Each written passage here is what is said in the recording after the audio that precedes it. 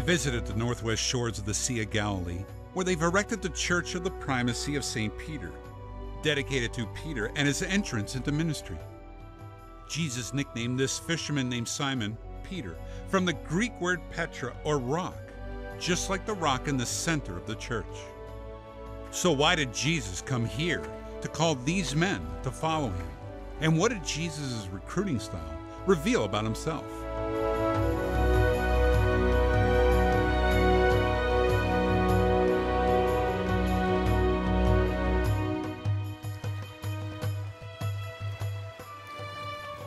Once Jesus had gone through all the necessary steps to begin his ministry, he needed to assemble a ministry team.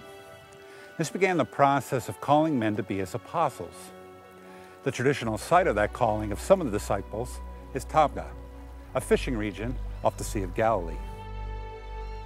Name Tabgha in Arabic is a corruption of a Greek name meaning the seven spring. It is because there are 7 springs of good living water here. Those springs reach the water of the lake here, and therefore you might have many more fish here than in any other point of the lake, and therefore fishermen would come here and try to catch the fish. To assemble his ministry, Jesus had to invite people to join him. Those men were called apostles. An apostle means one called into ministry, and the lives of those he called would never be the same. What an interesting group. One of them was a Jewish tax collector, hated by his fellow Jews. The other betrayed Christ for cash. As the story goes, Jesus wandered along the shoreline, and he came up to some fishermen, and he said, "Follow me." And they immediately dropped everything to go. Isn't that a bit hard to believe? Can you imagine someone coming up to you and say, "Follow me," and you dropping all of your plans and dreams to pursue their plans and dreams? It looks quick, but it wasn't. There's indication that he had contact with them previously, and that he was just saying, okay, now the moment has come. And it wasn't just a spur of the moment thing, though I have no doubt in my mind that the power of Jesus' personality and his divinity, which showed through, could easily convince somebody on the spot. Just like in cosmology, the denser the substance, the greater the attraction, the greater the gravitational field. And so, almost in a human sense, you're dealing with somebody who you can't see through. This person is a real person. This person loves life. This person, there's something about the way they love children, the way they love people, the way they're open. There was a sense of authority and confidence, I believe, that just came through Jesus. He was a perfect man. He was the Son of God. He was somebody who was totally innocent. Well, one, he's asking people, they would never be asked to follow a rabbi. I mean, there's something about that, you know? If you're asking me, you know, me, I'm a fisherman. What do I, you know, I'm past the age of following a rabbi. You know, all of those things are part of this. But there is something about Jesus that is just absolutely unusual, absolutely spectacular and attractive. And I think they're just drawn to that. Jesus seemed to see things in people that I would miss. Let's take fishermen. When I see fishermen, I think of a rough, tough, blue-collar worker that works real hard and maybe smells like fish. And I don't see them as effective evangelists on a worldwide mission.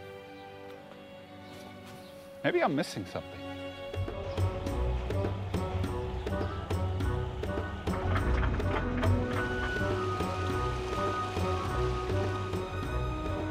To understand fishermen, I spoke with Menachem Lev, a manager who owns his own fishing business today on the Sea of Galilee, just like Peter and Andrew 2,000 years ago.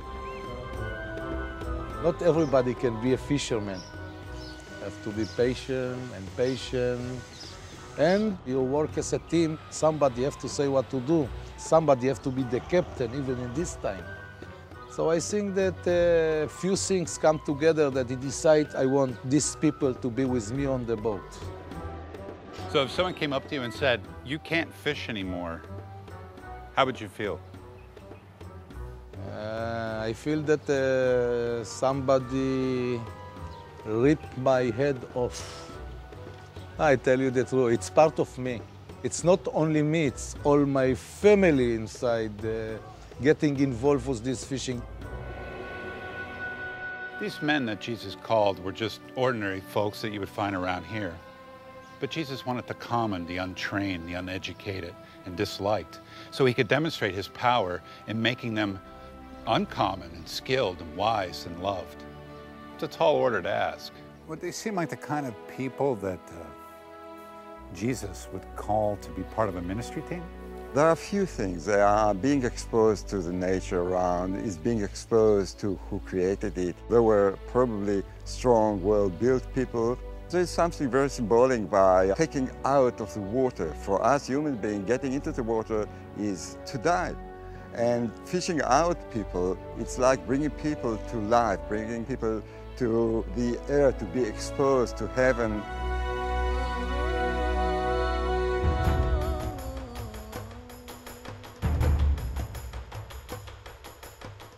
Many of the people Jesus called came from Capernaum, a large fishing village off the north shore of the Sea of Galilee. Capernaum was a key ministry area for Jesus and was the hometown for many of his followers.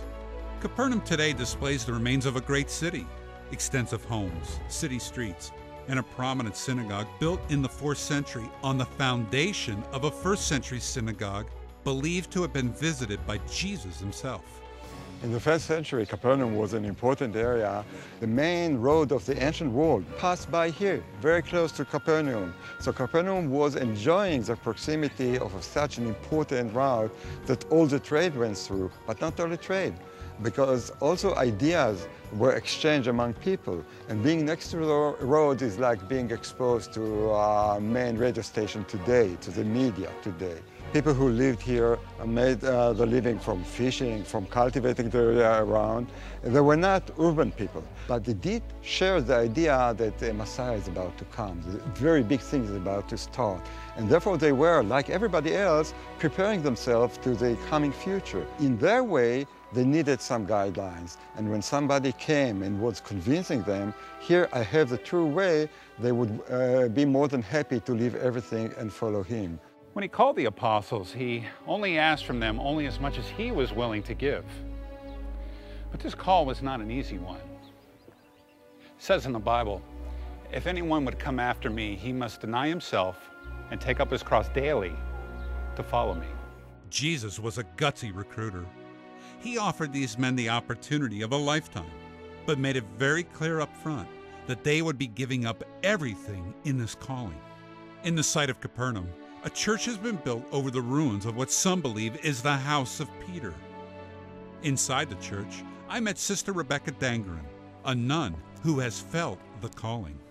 I feel this calling of Jesus since I was a child, 6 years old. You've left everything, haven't you? Yes, of course. I mean, you've left your hometown? Yes, my mother, my brothers, sisters, nieces, and nephews. And do you have any hesitation or regrets? As of now, no. No? No. Well, why did he call you here? Just for a mission, to serve. We are not married. And wherever our Mother General tell, you go to America, I will go to America. If I will go to Italy, I will go to Italy. I will sacrifice because not my own will. That's it. So you're very much like the apostles and the disciples that were called from this area. Yes. You're today's living example of that. Yes. Well, I admire that very much.